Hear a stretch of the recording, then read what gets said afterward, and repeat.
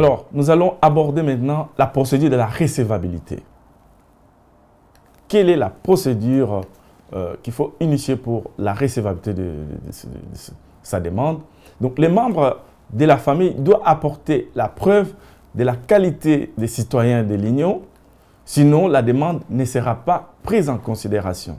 L'administration communale délivre dans ce cas une annexe 19 quinquise. Dès que le membre de la famille apporte la preuve de sa qualité de citoyen de l'Union, il est mis en possession d'une annexe 19 et est inscrit au registre d'attente. Si le contrôle des résidences s'avère ensuite positif, il sera inscrit au registre plutôt des étrangers. Si les documents requis ne sont pas déposés dans les 3 mois de la délivrance de l'annexe 19, la commune peut refuser la demande et délivrer une annexe 20 sans ordre de quitter le territoire. Celui-ci prévoit un délai supplémentaire d'1 mois pour permettre à la personne de déposer les documents requis.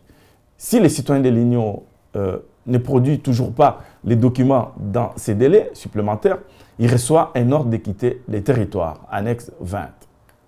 Alors, nous allons passer maintenant à l'examen au fond. Si les documents requis sont déposés, la commune doit reconnaître les droits de séjour aux membres de la famille et délivrer une attestation d'enregistrement conformément à l'annexe 8, carte électronique E.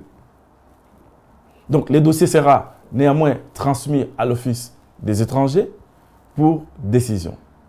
Alors, pour tout ce qui concerne les conjoints et partenaires équivalents, si les liens d'alliance ou le partenariat n'est pas établi par des documents officiels dûment légalisés, si le partenariat n'est pas équivalent au mariage pour les descendants de plus de 21 ans et les ascendants qui doivent être à charge du citoyen de l'Union, pour les pères et mères du citoyen de l'Union mineur d'âge, qui en a la garde et la charge pour le demandeur sur base de l'article 47.1 de la loi du 15 décembre 1980, d'autres membres de la famille, etc., le droit de séjour est reconnu le plus rapidement possible et au plus tard dans les 6 mois.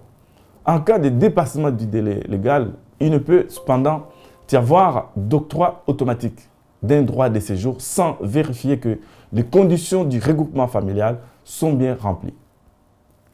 Si la décision est positive, l'administration communale délivre une carte de séjour de membres de la famille d'un citoyen de l'Union, annexe 8, carte électronique E. Si les conditions liées au séjour ne sont pas remplies, l'Office des étrangers donne l'instruction de délivrer une annexe 20 sans ordre de quitter le territoire. Alors, quel document de séjour? Lorsque la commune délivre l'attestation d'enregistrement, celle-ci prend la forme d'une annexe 8. Un membre de la famille d'un citoyen de l'Union peut choisir librement entre une attestation d'enregistrement sous forme papier ou sous forme électronique, carte E. L'attestation d'enregistrement a une durée de validité maximum de 5 ans. La durée de validité de l'attestation d'enregistrement du membre de la famille peut être limitée à la durée du séjour du citoyen de l'Union européenne.